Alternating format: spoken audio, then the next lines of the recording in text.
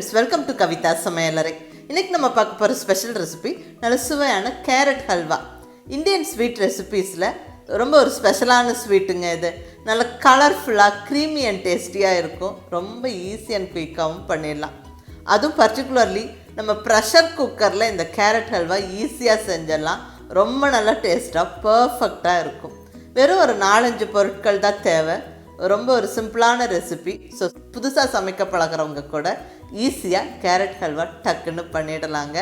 வாங்க, அருமையான கேரட் ஹல்வா அதுவும் நல்ல ப்ரெஷர் குக்கரில் ஈஸி அண்ட் குயிக்காக எப்படி பண்ணுறதுன்னு பார்க்கலாம்.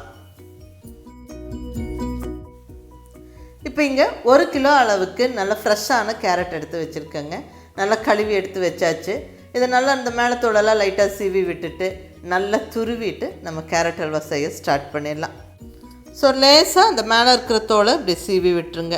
நான் இங்கே எடுத்துருக்கிறது நம்ம ஊர்களில், அதாவது சவுத் இண்டியன் சைடு கிடைக்கிற அந்த ஆரஞ்சு கலர் கேரட். இதுவே நார்த் இந்தியா சைடு பார்த்திங்கன்னா நல்ல ஒரு ரெட்டிஷ் கலரில் அந்த குங்கும கலரில் கேரட் இருக்கும். அதில் பர்டிகுலர்லி இந்த ஹல்வா வந்து ரொம்ப ஃபேமஸ்ஸு. நல்லா ஒரு பிரைட் ரெட் கலரில் நல்லா கொஞ்சம் டேஸ்ட்டு கூடுதலாகவே இருக்கும்.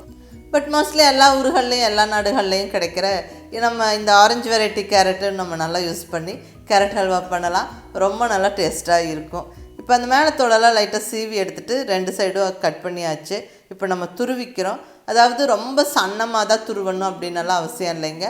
நம்ம பெருசாகவும் துருவிக்கலாம். ஏன்னா நம்ம இப்போ குக்கரில் வந்து நம்ம ஹல்வா பண்ணுறோம். ஸோ அது ஈஸியாக வெந்து மசிஞ்சிடும் ப்ரெஷர் குக்கரில் நம்ம குக் பண்ணும்போது. ஸோ நல்லா இந்த மாதிரி துருவிக்கணும். ஸோ இப்போ துருவின கேரட் ரெடி ஆகிடுச்சு.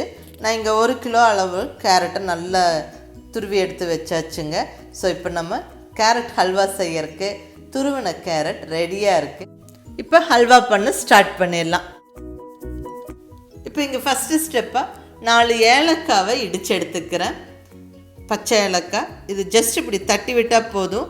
நம்மளுக்கு அந்த விதைகள் வெளியே வந்தால் போதும். ரொம்ப ஃபைனாக பொடிக்கணும்னு அவசியம் இல்லை. பாருங்கள் இந்த மாதிரி. இப்போ அடுத்தது ஸ்டவ்வில் குக்கர் வச்சாச்சு.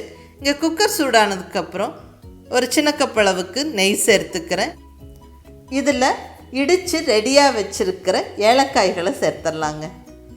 காடமம், இந்த ஏலக்காய் நல்லா பொரிஞ்சு வாசனை வந்ததுக்கப்புறமா இப்போ நம்ம ரெடியாக துருவி வச்சுருக்கிற கேரட்டை சேர்த்துடலாம். இங்கே 1 கிலோ கேரட் துருவி சேர்த்துக்கிறேன்.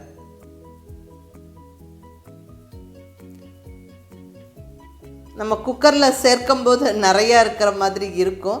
பட் அது வெந்து சுருங்கி வரும்போது கம்மியான குவான்டிட்டியாக தான் இருக்கும். நான் இங்கே 3 லிட்டர் ஹாக்கின்ஸ் குக்கர் யூஸ் பண்ணுறேன். இந்த கேரட் கொஞ்சம் நிறச்சிருக்கிற மாதிரி நம்மளுக்கு தெரியுது.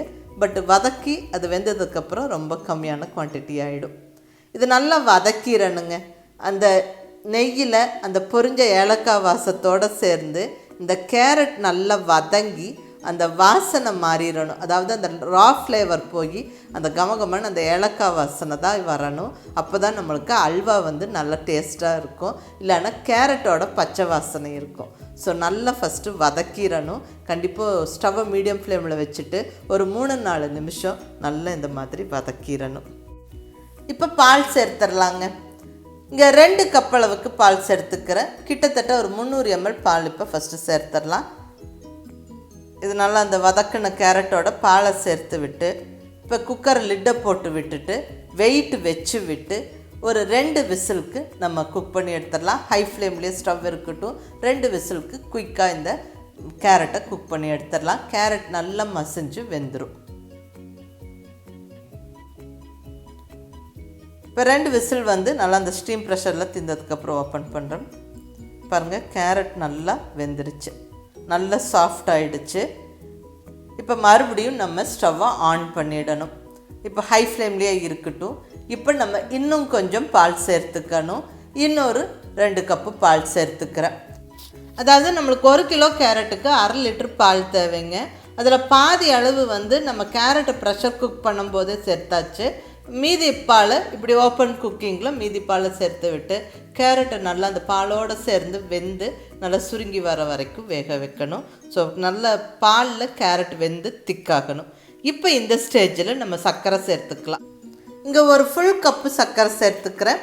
அதாவது 1 கிலோ கேரட்டுக்கு இங்கே 300 கிராம் சர்க்கரை சேர்த்துருக்கிறேன். இனிப்பு சரியாக இருக்கும். இல்லை எங்களுக்கு இன்னும் கொஞ்சம் தித்திப்பாக வேணும்னு விருப்பப்படுறவங்க இன்னும் கூட கொஞ்சம் அதிகமாக சேர்த்துக்கலாம். ஸ்வீட்னஸ் வந்து உங்களுடைய விருப்பப்படி நீங்கள் சுகர் ஆட் பண்ணிக்கோங்க.